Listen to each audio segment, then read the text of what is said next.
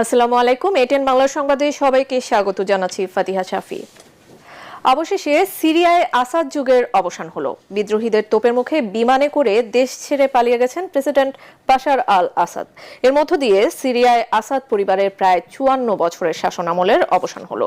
ATS বিদ্রোহী গোষ্ঠী রাজধানী দামেস্কে ঢুকে রাষ্ট্রীয় রেডিও, টেলিভিশন ও বিমানবন্দর নিয়ন্ত্রণে নিয়েছে। একটি কুখ্যাত কারাগার ভেঙে কয়েক হাজার কয়েদিকে ছেড়ে দিয়েছে তারা। একই সাথে সিরিয়ায় নতুন সুযোগের সূচনার ঘোষণা দিয়েছেন বিদ্রোহীরা। প্রেসিডেন্ট বাশার আল আসাদের দেশ ছাড়ার খবরে উল্লাসে মেতে উঠেছেন সাধারণ নাগরিকরা। আরো জানাচ্ছেন জাহিদুল আলম।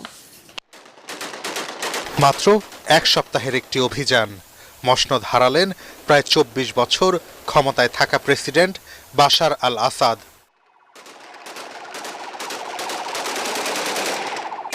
শেষ হলো দেশটিতে আসাদ পরিবারের ৫৪ বছরের শাসন।